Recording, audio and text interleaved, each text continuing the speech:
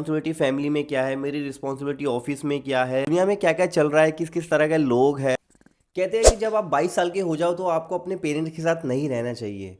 आज मैं इस वीडियो में 5 ऐसे पॉइंट बताऊंगा कि अगर आप 22 साल के हो गए हो या फिर आप अपने 20s में हो तो आपको अपने पेरेंट्स के साथ नहीं रहना चाहिए। हालांकि इसका मतलब ये नहीं है कि आप ज़बरदस्ती अपने पेरेंट्स से अलग हो जाओ। इसका मतलब ये है कि कुछ ऐसी चीज़ें हैं जीवन के अंदर जो आप जब आप अकेले होते हो तभी आपको सीखने को मिलती हैं।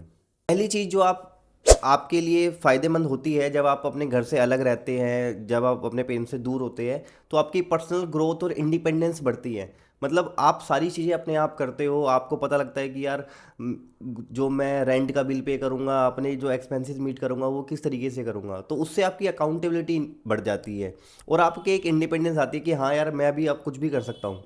मैं जब बेंगलोर में रहता था तो सारी चीज़ें मैं अपने आप ही करता था। भाई सुबह उठना, दूध लेके आना, प्याज लेके आना, अंडे लेके आना, ये सारी चीज़ें लेके आने के बाद फिर मैं घर पे बनाता था। अपना ब्रेकफास्ट बनाता था, लंच बनाता था, फिर डिनर भी बनाता था क्योंकि मेरी शिफ्ट शाम की थी। तो ये सारी चीज़ें करने से क्या हुआ, मेरी इंडिपेंडेंस बढ़ गई, एक मेरे अंदर कॉन्फिडेंस क्रिएट हो गया कि हाँ यार मैं कुछ कर सकता हूँ। अब मैं अकेले अपना घर बना सकता हूँ।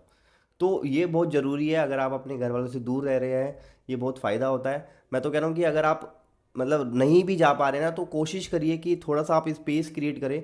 क्योंकि देखो जो पेरेंट्स होते हैं ना वो आपको अभी भी बच्चा ही मानते हैं। चाहे से आप कितने भी बड़े हो जाओ वो आपको हमेशा बच्चा ही मानेंगे, लेकिन अगर आपको थोड़ा लाइफ में ग्रो करना है, करियर बनाना है, तो आपको थोड़ा अलग होना ही पड़ता है। दूसरा ये पॉइंट है कि मेंटल और इमोशनली ना आप अच्छे हो जाते हो। मतलब अगर आपके ऑफिस में कुछ हुआ है तो आपको पता लगता है कि यार इस सिचुएशन से कैसे डील करना है। फिर आप अपने दोस्तों के साथ डिस्कस करते हो। फिर आपको पता लगता है कि यार कुछ चीज़ें ऐसी होती है जो चीज़ ना मैं ना पेरेंट्स के साथ डिस्कस कर सकता ना दोस्त के साथ कर सकता। तो वो आपको अपने अंदर ही बिल्ड करनी पड़ती है, अपने अपने आप को ही बनाना पड़ता है, क्योंकि कुछ ऐसे टाइम आते हैं लाइफ के अंदर कि यार जब आप किसी को कुछ बता ही नहीं सकते हो तो फिर आपको सेल्फ रियलाइज़ करना पड़ता है। तो आप इमोशनली स्ट्रांग बन जाते हो जब आप अकेले रहना स्टार्ट करते हो। जब आप आपके पास कोई सपोर्ट नहीं होता, इमोशनल कोई सपोर्ट नहीं होता, आप बहुत लो फील करते हो और फिर कुछ ऐसा टाइम आता है कि यार फिर आप खड़े उठ जाते हो। तो ये चीज़ें तब होती है जब आप घर वालों से थोड़ा दूर रहते हो या फिर थोड़ा आप उनसे स्पेस मेंटेन करके चलते हो। और ये तीसरा एक पॉइंट है कि आपकी ना पेरेंट्स के साथ रिलेशनशिप भी अच्छी हो जाती है जब आप थोड़ा उनसे दूर रहना स्टार्ट करते हैं। तो आप कभी कभी उनको फ़ोन करते हैं, ओकेजनली आप उनको फ़ोन करते हैं, अपने भाई को, बहन को, मम्मी पापा को। तो क्या होता है वो भी फिर ना फील करते हैं कि यार मेरा बेटा अलग रह रहा है। उनके अंदर भी ना थोड़ी वैल्यू क्रिएट होती है। तो आपका रिलेशनशिप ना और ज़्यादा स्ट्रांग बनता है उनके साथ। तो कभी कभी थोड़ा बाहर रहना भी अच्छा होता है। और सबसे बड़ा फ़ायदा तो ये है कि अकेले रहने का, फ्रीडम टू एक्सप्लोर। भाई आपको पता लगता है कि यार मतलब अगर आप थोड़ा अलग हो या फिर अगर आप ऐसी जगह रह रहे हो जहाँ पे आप जॉब करते हो, वहीं पे आप रह रहे हो, पीजी में रह रहे हो या फिर फ्लैट आपने ले रखा है, तो आप नई नई चीज़ें एक्सप्लोर करते हो, आप नए लोगों से मिलते हो, नई नई मिस्टेक्स करते हो, फिर उससे सीखते हो, फिर दोबारा से आप चीज़ों को एक्सप्लोर करते हो। तो ये चीज़ें आप तभी कर पाते हो जब आप अकेले हो। अगर आप सोच के चलो कि आप घर में रह रहे हो, ऑफिस जाते हो और सुबह घर पे आ जाते हो, आप नई नई चीज़ें एक्सप्लोर नहीं कर पाओगे, मतलब उतनी नहीं कर पाओगे जितनी आप अकेले अगर रहो तब कर लो। तो ये भी एक बहुत बड़ा फ़ायदा होता है अकेले रहने का। और मेरे को लगता है कि पांचवा सबसे बड़ा फ़ायदा ये है कि सेंस ऑफ ओनरशिप इंसान के अंदर आ जाती है कि यार मतलब मेरी रिस्पॉन्सिबिलिटी क्या है, मेरी रिस्पॉन्सिबिलिटी फैमिली में क्या है, मेरी रिस्पॉन्सिबिलिटी ऑफिस में क्या है, रिलेशनशिप में अगर मैं हूँ तो उसमें मेरी रिस्पॉन्सिबिलिटी क्या है। बंदा ना, बोलते हैं ना कि बंदा, जो बच्चा होता है ना वो बंदा बन जाता है।